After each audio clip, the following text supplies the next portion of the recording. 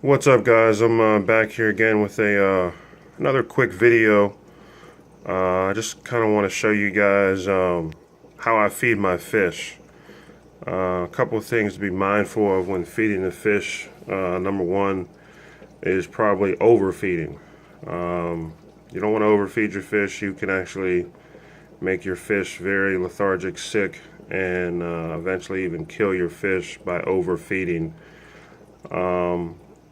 Another thing to consider is how often you feed your fish.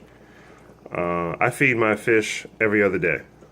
When I first started, I think I was feeding them every day, and I could see their bellies full, and they were kind of lethargic. So I've kind of kept myself on the routine of doing it every other day, and that's worked out so far. I haven't seen any negative symptoms or anything like that from doing it that way. And I've talked to people at my local fish store, and they said every other day works. Another thing that I want to bring up is what I feed my fish. And this is just these are just some regular flake food, if you will. Just be careful, because if you drop these things, you will get them everywhere. But you can see, they're just flakes. I think even some of these have like color enhancers in them, and some of them I think even have garlic in them, which is actually good for fish. It helps fight off parasites and other infections that flakes can get. I'm sorry, that fish can get. Sorry. And then I'll mix in these freeze-dried bloodworms. I try not to feed them the same thing over and over and over again, or I'll mix in some of these bloodworms just to try to, switch up, their diet. These bloodworms, I think these are the ones that are really high in protein, which I believe, and I've been told, is actually good for fish. So hang on a second, I want to show you actually how much I feed the fish.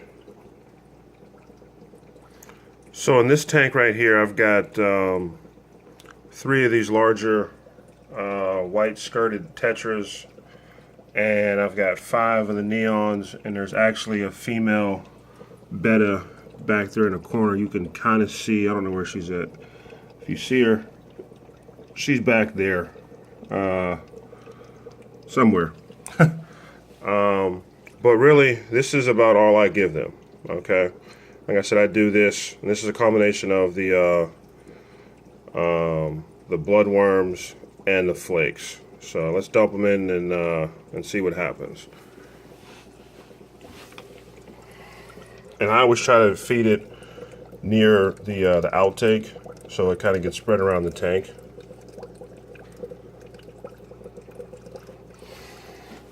And let's see what happens.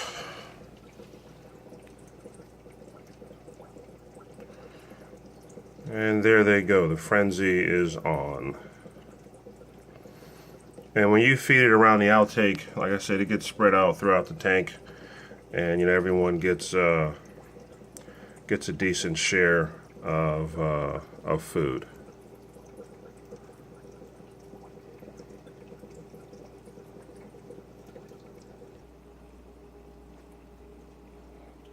Okay, this is the 10-gallon, and the same thing here. You can actually see these guys they look hungry. They're all up at the top of the tank. But same thing. I just do a real light mixture of the flakes and the bloodworms. Dump those in here by the outtake, so everyone gets a decent amount. And you'll see these guys dive into action, literally. And like I said, I do this once every other day. Another thing overfeeding can do is really give you a bad algae problem. A lot of the leftover food settles in, and you'll notice in a day or so you'll start to have green and brown colors all throughout your tank. So be careful when feeding. And now for the 20-gallon tank. What I have in here, I've got 3 snakeskin gouramis and 8 silver tip tetras. So let's go ahead and dump the food. And I put a little more in here since it's a bigger tank. And these are, you know, a little bit bigger fish. Again, I'll dump it in the back so where it can cut, you know, get spread out in the outtake. And you'll see these guys swim into action. One thing, you know, you can always tell, you know, if you have a sick or maybe unhealthy fish, you know, this is another telltale sign. If they're not eating, then something's wrong. You know, if they're not swimming around in a frenzy trying to get food, something's wrong. So take that into consideration. That's one way to, you know, see if you have unhealthy or sick fish.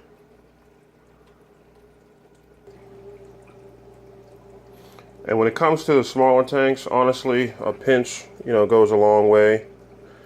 You know, these Danios here, they are fairly active, but you know, I could probably even scale back feeding these guys probably once every 2 days, or I'm sorry, once, you know, actually feeding them like on a Monday and waiting till Thursday or something to feed them. These guys, they don't need a lot of food. On to the betta tanks. These two guys here, since there's 2 of them in here, you know, they get a pinch, one on one side, one on the other. That is, you know, sufficient enough for both of them. Bettas, you know, you could feed a betta maybe. I mean, if you were really wanted to be, you know, sparingly with your food, you could probably feed a betta once a week, and it'll be fine. I don't recommend it, but you know, bettas, I believe, have a pretty slow digestive system, so they don't need to be fed nearly as much as regular fish. And this guy here, he gets a little pinch. Again, you know, you don't want to risk overfeeding, so he gets a small pinch. He's in there by himself.